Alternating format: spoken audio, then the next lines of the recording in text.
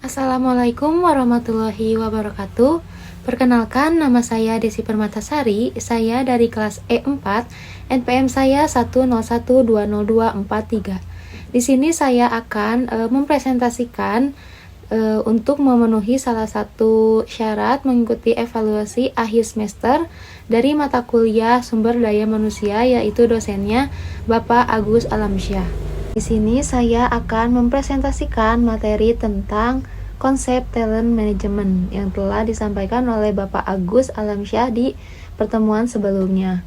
Nah, sebelum itu, apa sih itu pengertian dari talent management?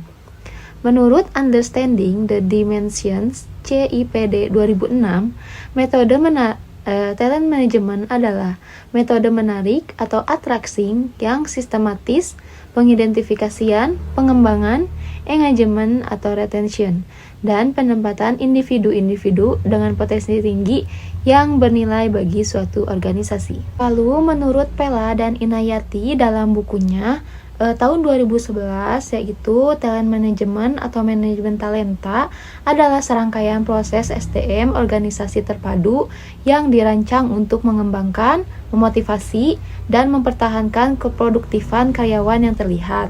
Nah, lalu ada tujuan dari talent management. Apa sih itu tujuannya? Menurut Smilan Sky 2008, tujuannya yaitu yang pertama, memperoleh dan mengembangkan SDM unggulan di tengah persaingan bisnis, juga persaingan industri yang ketat. Yang kedua, menyiapkan dan menyediakan calon pengganti posisi eksekutif tanpa harus mengeluarkan hiring cost. Lalu yang ketiga, mempertahankan karyawan high potensial dan high performer dengan engagement juga pengembangan karir. Lalu yang keempat, memastikan adanya peluang-peluang bagi karyawan yang paling bertalenta untuk dapat meningkat dengan cepat dari tingkat bawah perusahaan menuju tingkat atas. Lalu yang kelima, menyusun proses asesmen untuk karyawan berpotensi. Dan yang terakhir yaitu yang keenam, membangun rasa memiliki perlunya karyawan bertalenta baik, membuka peluang yang tidak terbatas bagi karyawan yang istimewa, dan mengembangkan karyawan untuk kepentingan perusahaan. Lalu ada langkah memulai talent management di perusahaan. Apa sih itu langkah-langkahnya? Menurut Capelli 2008, yang pertama itu menetapkan kriteria talenta atau talent kriteria. Maksudnya yaitu langkah ini memperjelas posisi kunci, posisi paling penting, atau posisi yang memiliki resiko tertinggi sebagai sasaran dari program pengembangan dalam program talent management. Yang kedua, menyeleksi kelompok yang dikategorikan sebagai talent atau talent pool selection, yaitu pada tahap ini dilakukan segala macam usaha untuk mengumpulkan kandidat-kandidat dari berbagai posisi, jabatan, dan level pegawai di perusahaan untuk menjadi target program talent management. Proses ini terdiri dari dua unsur, yaitu identifikasi dan menarik atraksi talenta. Nah, yang ketiga, membuat program percepatan pengembangan talenta, yaitu dalam tahap ini dilakukan segala macam usaha untuk merancang, merencanakan, dan mengeksekusi program-program pengembangan yang dipercepat yang diberikan kepada setiap anggota dari program talent management.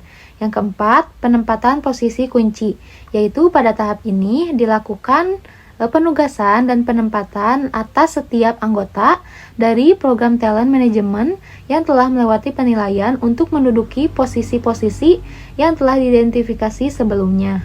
Lalu yang terakhir, yang kelima, mengevaluasi kemajuan program, yaitu pada tahap ini dilakukan segala aktivitas untuk memonitor, memeriksa, dan mengevaluasi kemajuan setiap aktivitas. Evaluasi akan berguna untuk keputusan selanjutnya yang terkait. Nah, lalu ada manfaat talent management dibagi tiga. Ada manfaat untuk secara umum, manfaat bagi perusahaan, dan manfaat bagi karyawan. Yang pertama, apa sih itu manfaat secara umum?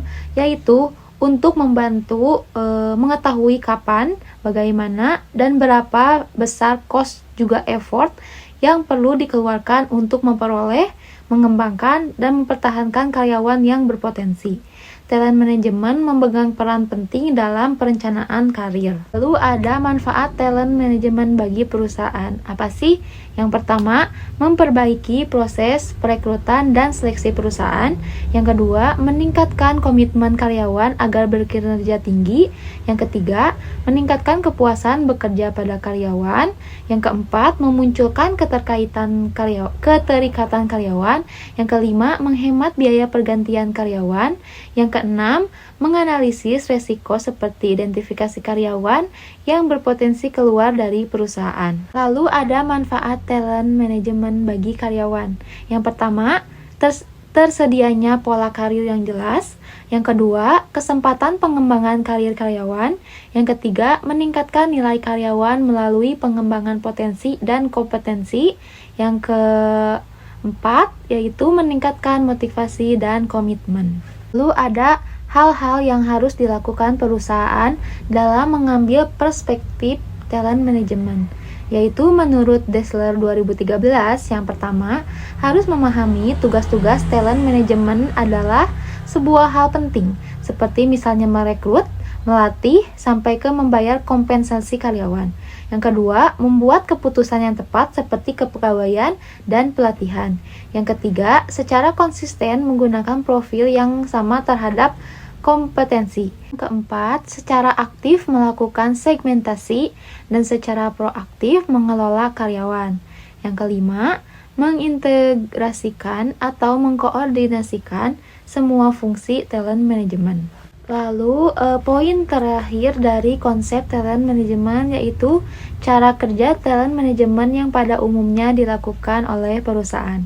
Yang pertama yaitu employer branding, memiliki brand yang baik, bahkan kalau bisa yang terbaik.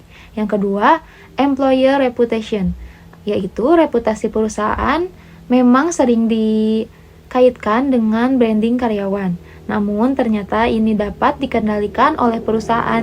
Jadi, kendalikan sebaik mungkin reputasi perusahaan.